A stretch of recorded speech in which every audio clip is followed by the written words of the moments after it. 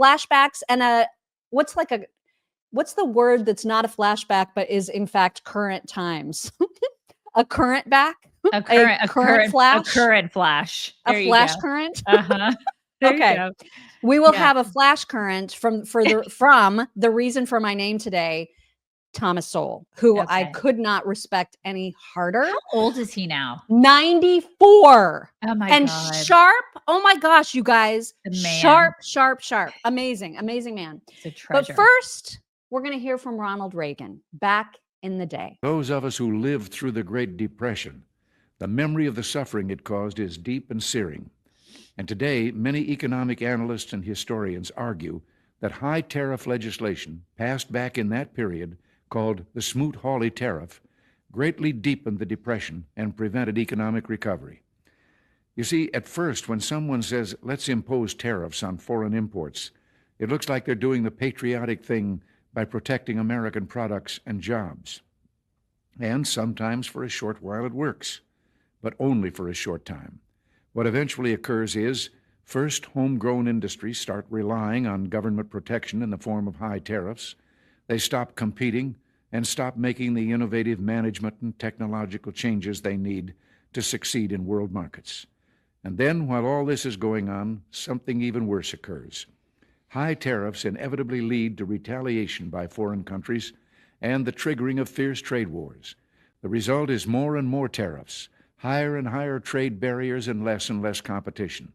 So soon, because of the prices made artificially high by tariffs that subsidize inefficiency and poor management, people stop buying. Then the worst happens. Markets shrink and collapse, businesses and industries shut down, and millions of people lose their jobs. The memory of all this occurring back in the 30s made me determined when I came to Washington to spare the American people the protectionist legislation that destroys prosperity. I loved him.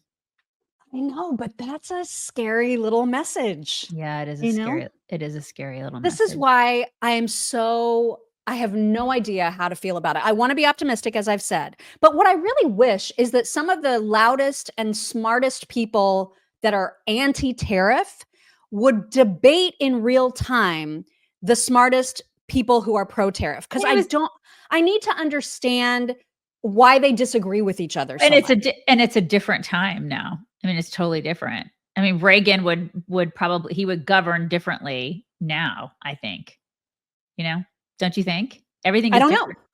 That's what I'm saying. Like, despite whether it's obviously Reagan can't debate anybody right now. You know what I mean? Right. But I would love to see a Howard Lutnick directly responding to some of the other criticism from some of the smarter minds on the opposite side of the issue.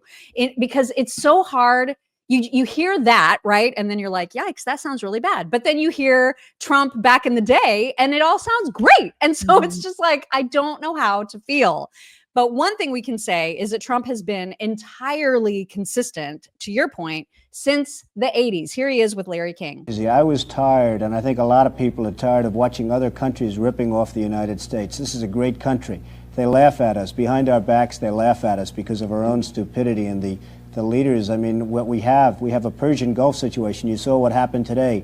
Billions and billions of dollars are being spent on getting oil for Japan, and they're not paying anything for it. And yet that was Larry King, and then we've got some Oprah too.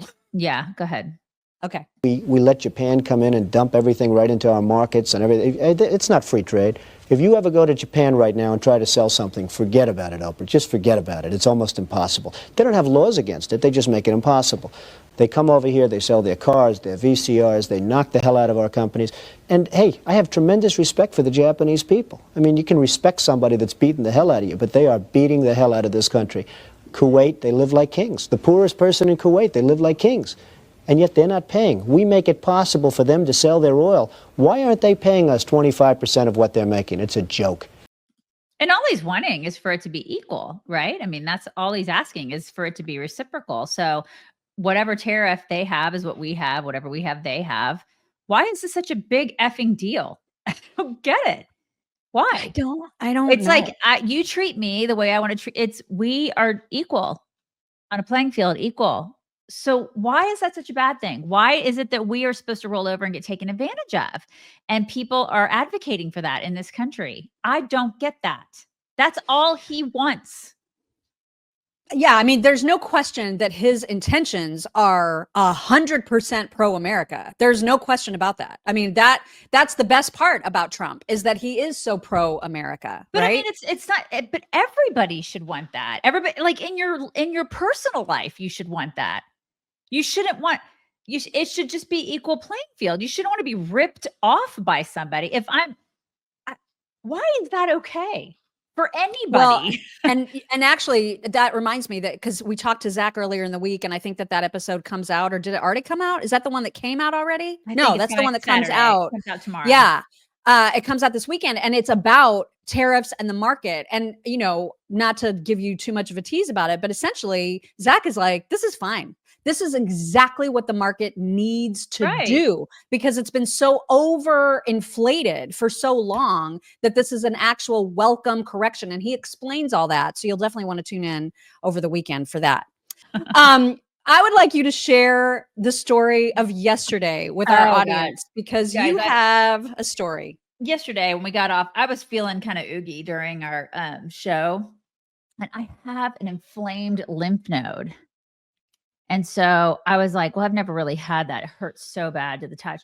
So I took myself to a doc in the box yesterday after the show. First of all, my doctor looked like he was a personal trainer at Planet Fitness. I don't think he was old enough to even treat me. It was a really weird experience. The whole thing. I was like, why did I come here? He ended up prescribing me exactly what I already have from All Family Pharmacy. I don't know why I went.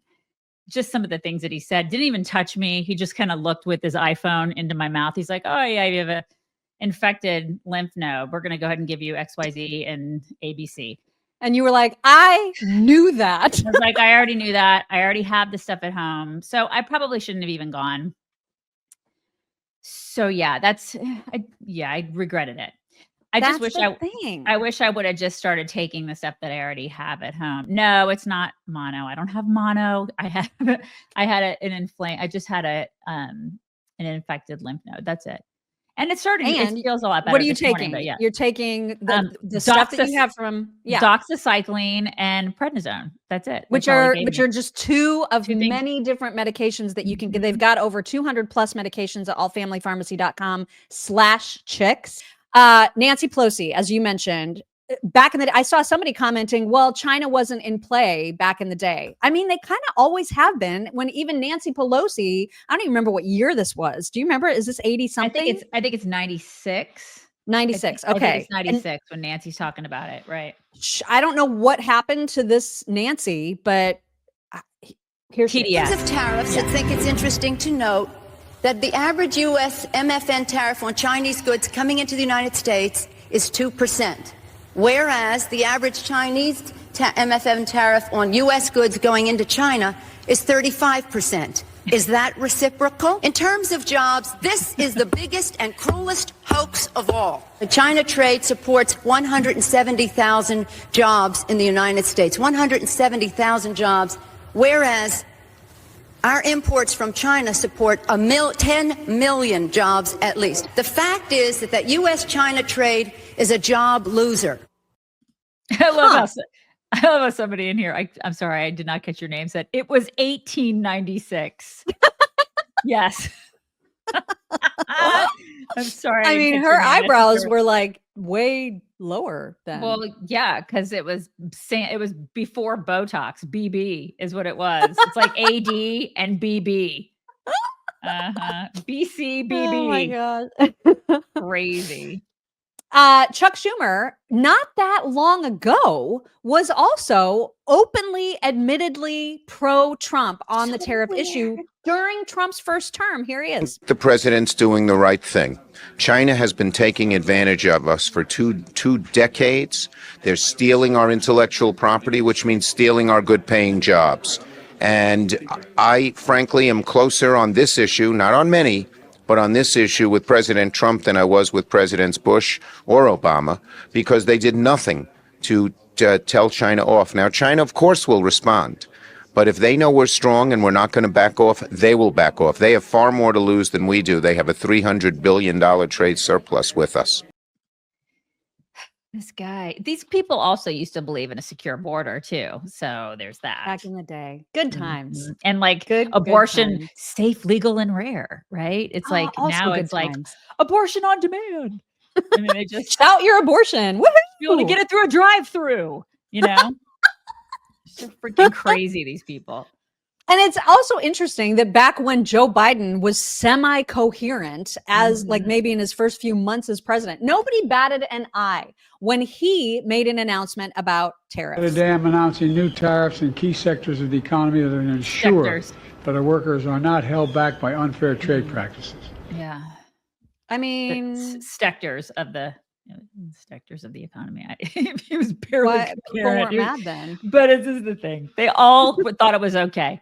And now that Trump is doing it and doing it in a way where he's like, I actually have the balls to actually implement this. They're like, oh, no, this is terrible. The sky is falling.